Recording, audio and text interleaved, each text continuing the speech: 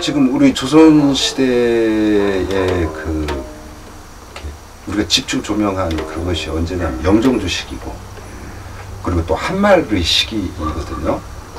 영종조 시기는 그 봉건 사회가 가장 그 황금기에 이르렀던 그 시기여서, 그 시기에 특히 조명을 했던 인물들이 실학자들이에요. 그래서 그 아주 조선 최대의 천재라고 불리는 정약용 선생이 활동한 그 시기. 근데 그 당대에 그런 그 이렇게 사상적 집대성자만 있었던 게 아니고 문학적으로도 굉장히 황금기이기도 했어요. 그래서 그 당시 이 문인 중에 대표적인 두 명의 그 대표 문인이 김여와 이옥이라는 분이 있는데, 이옥이라는 분은 여러 책에서 조명을 했어요. 그것도 아주 깊이 있게. 근데 김여라고 하는 분은, 그분도 여러 책에서 다루긴 했지만 상당히 피상적이고 또 굉장히 잘못 다루어지고 있어요. 그래서 김여라고, 이옥이라고 하는 분은 뭐 누가 봐도 지금 봐도 천재예요.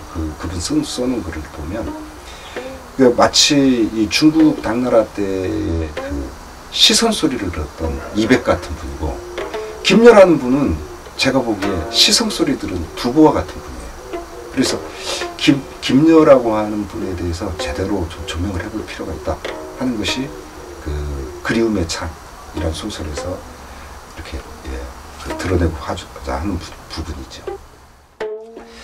김여 선생을 사실 이 소설에서 제가 다루고자 했던 부분은 이분이 상당히 선구자라는 거예요.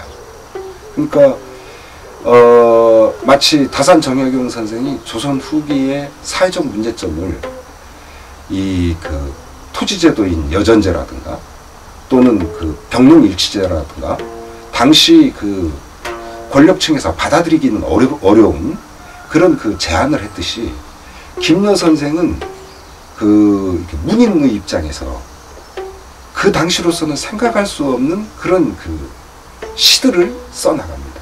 그 시들은 어떤 거냐면, 여러분들이 좀 이해하기 쉽게 말한다면 현대에 살아있는 고은 시인의 만인보를 생각하시면 됩니다.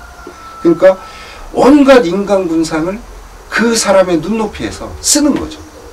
거지면 거지, 건달이면 건달, 그 술집 작부면 작부. 그게 그 당시에 그런 글이 이른바 이 권력을 가지고 있는 양반이 그런 것을 행했다고 하는 것은 이건 뭐 너무나 놀라운 그런 선구자적인 그런 작업이었던 거죠. 그 시간과 공간이 그렇게 제한돼 있어요.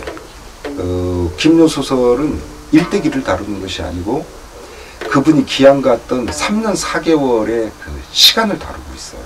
그리고 공간은 그 두만강 유역에 가까운 함경북도 부령이라고 하는 그 일정 공간에 유배계곡을 갔기 때문에 거기에 갇혀 있는 거죠. 까지 연재했던 부분은 그분이 어떻게 유배를 갔고 또 유배를 가서 처음에 겪는 고난이 어떤 것인가, 이제 그 점을 이제 보여주고 있는데, 이제 이어질 글은 거기에서 이분 자신이 어떻게 유배 생활에 그렇게 정착해 나가고 있는가, 이것이 김여 선생 입장에서는 그런 것이고, 진짜 주인공들은 그 뒤에 또는 지금 이제 하나씩 이제 나타나기 시작하죠.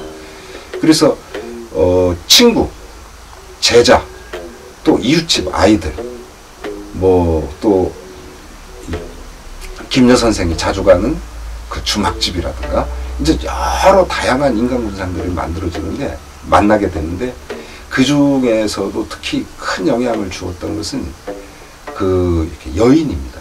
그 두 명의 여인이 있는데, 영산옥이라고 해서 상당히 관록 있는 그런 그 여인하고, 또 지연이라고 해서 상당히 어린 24살 차이 나는 그 여인과 이제 만나게 되는데, 아직 지연이랑은 조금 이렇게 그 거리가 있지만 실제 주인공은 사실은 김여와 주인공의 사랑 이야기죠. 근데 그것은 아직 시간이 걸립니다.